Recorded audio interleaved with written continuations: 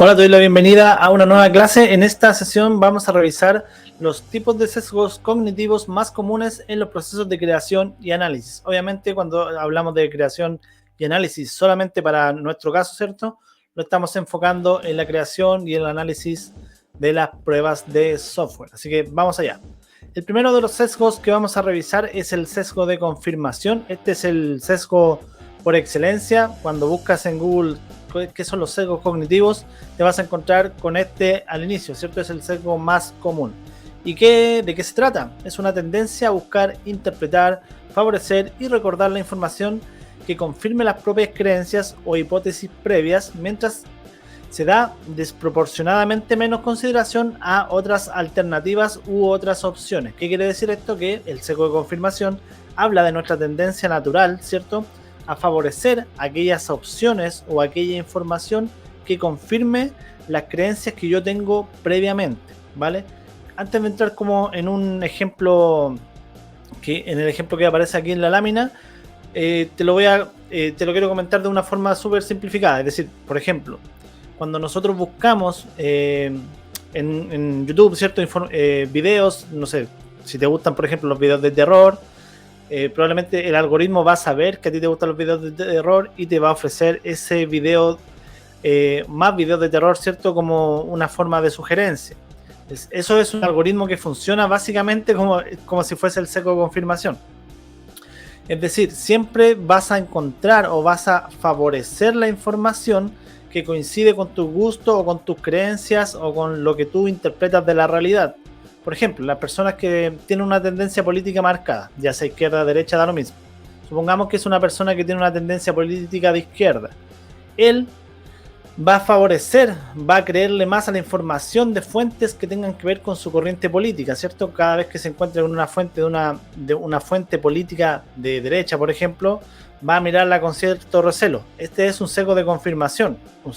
Una falta de este sesgo o un trabajo sobre el sesgo sería tomar toda la información, independiente de si viene de derecha o de izquierda, etcétera, y analizarla de una forma crítica para de ahí sacar una verdad. Pero si yo considero como verdad solamente la información que viene de fuentes que se alinean con mi pensamiento, voy a estar siempre haciendo un círculo, voy a estar navegando en un círculo informativo de confirmación sobre mis propias creencias, ¿vale? Esto es un poco complicado, para algunas personas puede ser un poco complicado, a lo mejor algunos ya me tomaron la idea. Vamos a verlo con un ejemplo referente a nuestras pruebas. Tenemos el siguiente escenario. Se le pide a un test de realizar pruebas sobre una nueva funcionalidad. En la reunión, para explicar los detalles de dicha funcionalidad, los desarrolladores o el PO hacen especial énfasis en que el software funciona de maravilla, ¿cierto? Dice, oye, probamos el login, probamos los botones, todo funciona espectacular.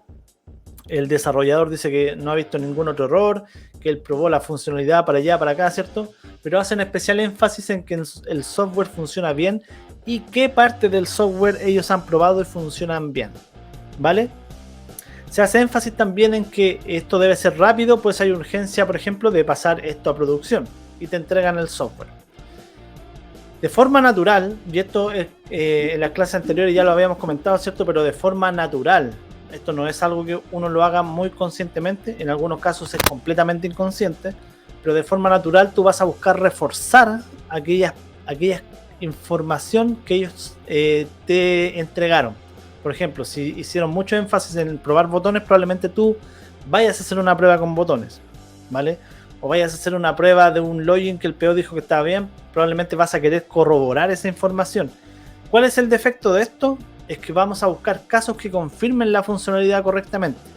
A esto debemos añadirle que se le está poniendo presión al tester, ¿cierto?, para que esto pase urgente a producción. Entonces, si yo tengo una fuente informativa A, que sería el PO, por ejemplo, y una B, y ambos me dicen que han probado X funcionalidades y necesitan pasar eso a producción inconscientemente, lo más probable, si es que no tienes el entrenamiento suficiente o no tienes la experiencia suficiente, es que vas a hacer pruebas que confirmen esas afirmaciones. Inconscientemente, obviamente. Tal vez encuentres una que se desvía y sí aparece un bug, ¿cierto? Pero la gran mayoría es altamente probable que esté dentro de esas funcionalidades que te probaron y que te van a permitir responder a esta urgencia que te están solicitando, ¿vale? ¿Cuál es el problema con esto? Es que hay muchas otras cosas que en los dos que ya probaron anteriormente no van a haber encontrado, porque ellos también tienen su sesgo propio. Necesitan pasar rápido a producción, probablemente probaron solo los happy path o los caminos felices, ¿cierto? El desarrollador probó lo justo y necesario, todo funciona bien, pero no hay ningún desvío, ninguna otra casuística crítica que se haya probado, ¿vale? Así que ojo con el sesgo de confirmación, porque es el que se da de forma más natural. Todos lo tenemos, absolutamente todos. Yo incluso al entregarte esta información te estoy entregando información sesgada de lo que yo comprendo como este sesgo, ¿cierto? Yo lo estoy reafirmando acá. Es imposible salirse del todo, pero sí podemos trabajarlo con algunos ejercicios que vamos a ver en clases siguientes, pero conócelo porque es parte del día a día. Otro sesgo es el sesgo de anclaje, es la tendencia a depender demasiado de la primera información recibida, el ancla, al tomar decisiones subsecuentes. Ahora voy a explicarlo, veámoslo con un ejemplo mejor. El escenario. El equipo de desarrollo comunica que el módulo es muy estable porque ha pasado las pruebas iniciales. Pueden ser una prueba unitaria, por ejemplo. Y el tester realiza una prueba end-to-end de tipo Happy Path.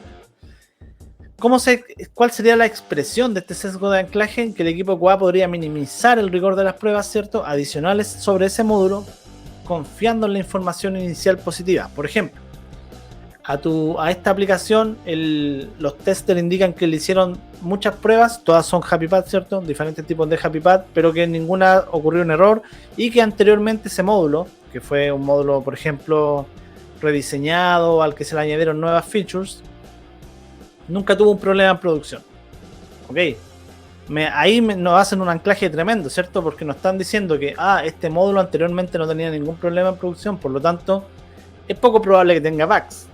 Pero recordemos que ese módulo ha sido modificado, el código ha sido modificado, a lo mejor hay una funcionalidad que ha sido modificada, y por muchas pruebas que realiza el tester va a hacer sus pruebas en base al conocimiento que él tenga sobre la aplicación. No sabemos cuál es el impacto real de esos cambios hasta no hacer una prueba de amplio espectro, si es que es posible, ¿cierto? Una prueba end-to-end o pruebas de integración, ¿cierto? O pruebas de algunos módulos en particulares a detalle, si es que es posible. Pero lo importante a considerar es que esa información previa, esa información de que, por ejemplo, antes este módulo no tenía errores, no significa o no es consecuentemente no significa consecuentemente que el módulo actualmente no tenga errores, porque sí ha sido modificado. O no significa incluso que el módulo nunca haya tenido errores, porque probablemente puede haber tenido errores. Estos errores no pueden haber sido reportados o pueden haber sido minimizados. Por ejemplo, atajados por una mesa de ayuda y el error nunca pasó más allá. A lo mejor era una casuística muy rara que se daba de vez en cuando y el problema se resolvía por otra línea, nunca llegó al equipo de desarrollo como para solucionarlo de fondo, de raíz, ¿cierto? Eso ocurre mucho. Entonces, ojo ahí con el sesgo de anclaje, que es la importancia de la información preliminar que te entregan sobre un producto, en este caso de las pruebas. Efecto halo. Acá aparece un niñito, ¿cierto?, con este halo o halo en la cabeza, ¿cierto?, esta aureola, y es la tendencia a que la impresión general de una persona, empresa o producto, esto es un poco más amplio, influya en la evaluación de sus características específicas. ¿Qué quiere decir esto? Es un poco complicado.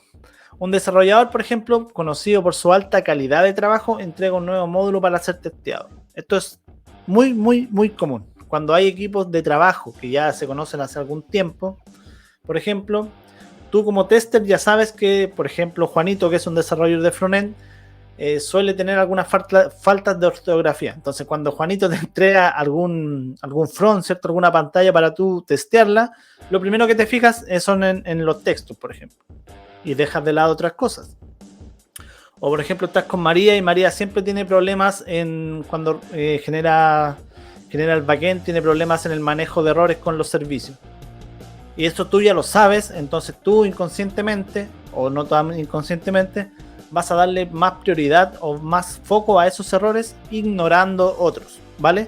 Este efecto halo se produce particularmente sobre personas o productos cuya información tú ya tienes. Generalmente es por experiencia.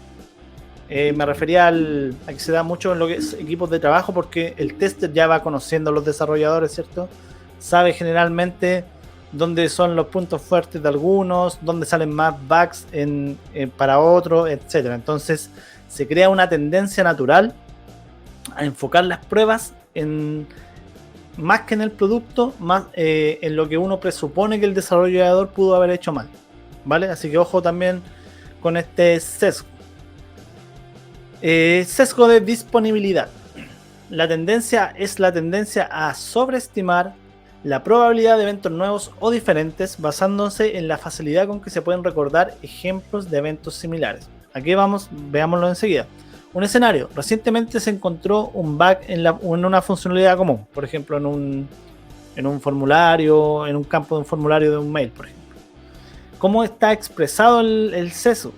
Los testers pueden enfocarse excesivamente en esta funcionalidad en futuras pruebas, subestimando el riesgo de otras áreas menos recordadas. Por ejemplo, supongamos que me entregaron a mí un formulario, ¿cierto? Y siempre, o me entregan formularios y generalmente los campos de mails, las validaciones siempre fallan. Eso nunca se ha resuelto de raíz, ¿cierto? Los desarrolladores nunca han hecho funciones que resuelvan eso de raíz y generalmente los features nuevos vienen con estos errores. Yo tengo este sesgo que me va a hacer que me predisponga, por eso es un sesgo de disponibilidad, en base a la información anterior. Esto se parece mucho al sesgo que vimos anteriormente, al de anclaje, ¿cierto? Porque es información previa, pero es información previa sobre un módulo o sobre un componente en particular. Entonces yo sé que generalmente ese campo, por ejemplo, da errores. Entonces probablemente voy a hacer un poco más de pruebas exhaustivas ahí. Pero tal cual en los otros, estoy dejando de lado otros nuevos campos que podrían tener exactamente los mismos tipos de problemas. ¿Okay? Esto en equipos grandes se suele dar bastante cuando los equipos trabajan de cierta forma y tienden a tener errores en el tiempo de una forma particular. Y eso hace que los testers se fijen mucho o enfoquen mucho la vista en ciertas particularidades del desarrollo y no en el desarrollo total. ¿Okay? Por ejemplo, solamente para adelantar un poco, esto se puede evitar muy bien, o se puede intentar evitar muy bien llevando un track de los errores, de los bugs encontrados. ¿Qué tipos de bugs? Por ejemplo, front, de backend, más allá de la criticidad. La criticidad de un bug generalmente es importante, pero algo que no se suele mencionar mucho también es el tipo de bug. Y no me refiero a bug productivo ni nada de eso, sino el tipo. Si es de frontend, por ejemplo, si es de frontend, ¿qué tipo de subtipo es de frontend? ¿Es gramatical? ¿Es de diseño? ¿De UX? ¿Qué tipo de bugs? Cuando tú logras generar esa clasificación, tú vas a poder darte cuenta de un panorama mucho más completo donde poder mirar. Y no simplemente en esta casi como intuición que suelen trabajar muchos testers. Uno de los últimos, el sesgo de atribución, la tendencia a atribuir las causas, comportamientos propios y de los demás a factores internos o externos de manera inconsciente. Por ejemplo, se encuentra un bug en el software.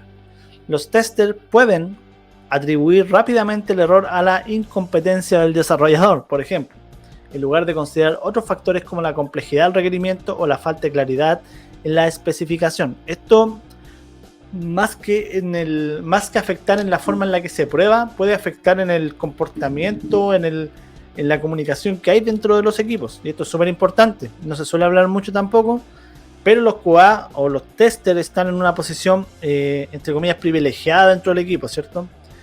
Ellos son los encargados de validar, de recibirlos o de probar la aplicación, pero tienen que comúnmente informar a los desarrolladores que su pieza de software falló, ¿cierto? Su funcionalidad tiene algún error. A nadie le gusta, ¿cierto? Siendo súper honestos, a nadie le gusta que le digan que hay un error en su trabajo, aunque es muy común en el desarrollo, es común en todo, incluso en las pruebas. Pero a nadie le gusta, honestamente. Entonces, es importante saber cómo comunicar eso y saber cómo categorizar, si se quiere, de alguna forma este error, o cómo comunicarlo al equipo o al desarrollador mismo. El sesgo de atribución habla de este tipo de prejuicio en el que nosotros indicamos que, por ejemplo, un bug de front, es que pucha, el desarrollador tanto siempre provoca estos mismos bugs, o siempre tenemos estos mismos errores con este desarrollador. Pero ¿qué ocurre si entramos en un análisis mucho más profundo? Nos sacamos este sesgo, ¿cierto? En el que decimos, oye, esto siempre pasa con este tipo. Nos sacamos ese sesgo y decimos, oye, a lo mejor los requerimientos que escribimos en la historia de usuario, por ejemplo, o en la tarjeta de desarrollo, no son lo suficientemente claros para el desarrollador. A lo mejor el desarrollador aún no tiene los skills, o con nuestro lenguaje que tenemos con el Product Owner, por ejemplo, para escribir las historias de usuario, no es lo suficientemente claro para los desarrolladores. Eso también es un punto a mejorar. ¿Es culpa del desarrollador? No necesariamente. A lo mejor él, claro, debiese indicarlo, pero a lo mejor él también tiene un sesgo de confirmación en el que dice, oye, yo entiendo esta historia, pero la entiendo según mi punto de vista, el cual la entiende según su punto de vista, y el Product Owner como su punto de vista. Por eso hay que intentar encontrar puntos intermedios en un equipo. Eso es súper importante. Entonces, el sesgo de atribución lo que habla es, antes de atribuir una responsabilidad, una culpa, por ejemplo, de un bug o todo de un error productivo, por ejemplo, veamos qué lo causa realmente. Si lo causa, por ejemplo, si es un error de una función mal escrita o de una función que no hace lo que se supone que debiese hacer, ¿por qué no hace lo que se supone que debiese hacer? Puede ser error programático, sí, pero puede ser también que el requerimiento esté mal. Puede ser que el requerimiento haya cambiado posterior al desarrollo, que eso es muy común en algunos equipos de trabajo, ¿cierto? El PO cambia algunos requerimientos, luego ya nosotros probamos todo y nos damos cuenta, hoy en las pruebas de UAT esto no funciona como que nosotros queremos que funcione. Pero así se solicitó, ¿cierto? Entonces, ¿de quién es el error? En vez de enfocarnos en quién es el error, veamos cuál es el proceso que debemos mejorar para solventar ese error. Y el sesgo de recencia es la tendencia a dar más importancia a la información más relevante en lugar de la información completa o relevante. Si se fijan, la mayoría de los sesgos giran en torno a esta creación,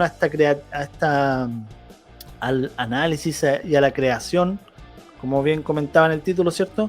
En este caso en particular es dar más importancia a cierta información discriminando otra que para nosotros no es relevante. Por ejemplo, en las últimas pruebas realizadas se encontraron muchos errores en una funcionalidad específica. Esto se parece mucho al anterior, ¿cierto? Pero nótese aquí la diferencia. Los testers podrían enfocarse demasiado en ciertas funcionalidades futuras para pruebas, descuidando otras áreas del software que necesitan ser evaluadas. Se parece mucho al sesgo de disponibilidad, ¿cierto? En el que nos predisponemos con cierta información pasada. En este caso, en el de recencia, habla un poco de lo mismo, pero tiende a tener una profundidad un poquito mayor, en el sentido en que nos vamos a enfocar en funcionalidades completas a futuro, predisponiendo información. En el anterior era información que estaba ya almacenada. Acá vamos a crear información que probablemente nos va a afectar con el otro sesgo más en algún momento en el tiempo.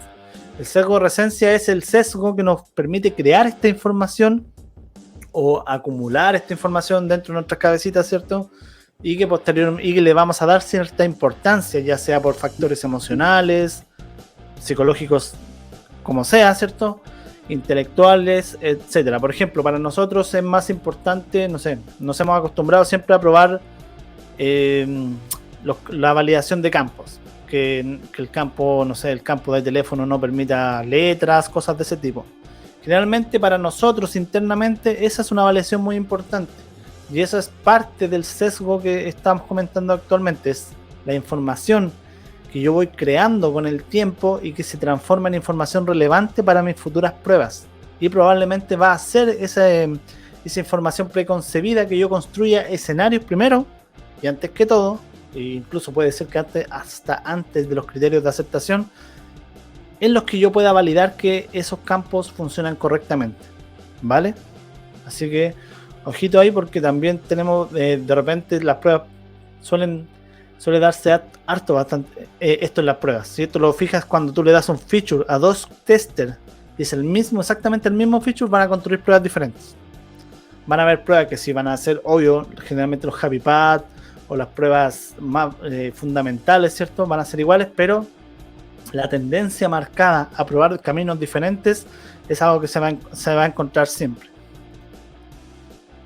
Y finalmente, si no me equivoco, sí, el sesgo de ilusión de control, es la tendencia a sobreestimar la capacidad de controlar eventos, especialmente aquellos que son en realidad incontrolables. Por ejemplo, un tester cree que puede evitar errores críticos en el software simplemente mediante la supervisión estricta del proceso de pruebas.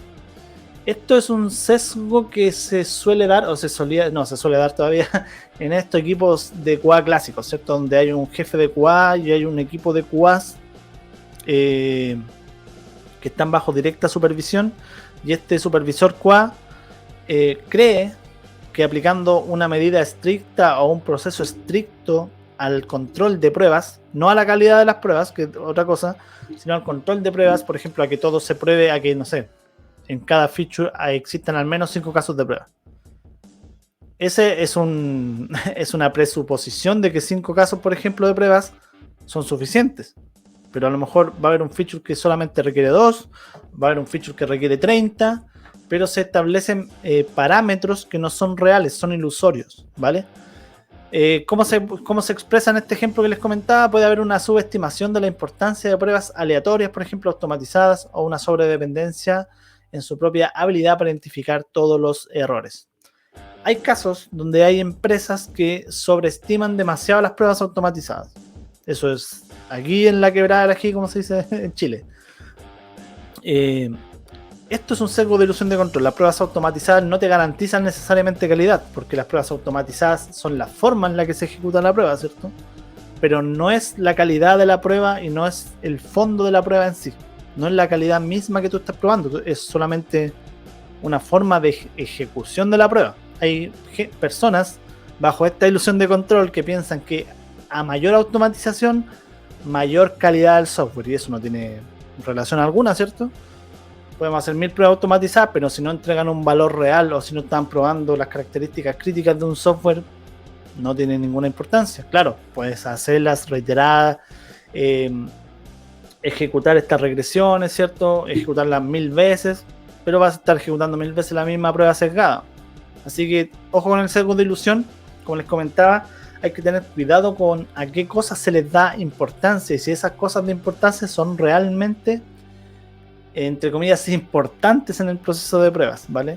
No por ejemplo, no necesariamente por hacer 100% pruebas manuales estás ejecutando o estás asegurando una calidad de un producto como tal, o no por hacer 100% pruebas automatizadas, o no por tener un protocolo rígido de cumplimiento de pruebas estás asegurando o estás teniendo control sobre la calidad.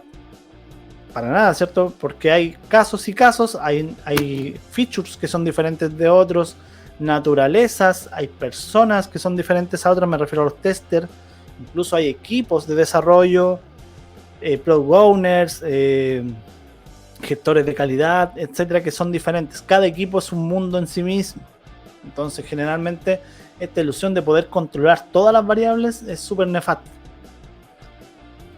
Bueno, y finalmente, ya hemos hablado bastante de sesgo, pero los sesgos tienen un impacto común en nuestra forma de planificar, construir, testear, analizar las pruebas que puede ir desde un punto mínimo.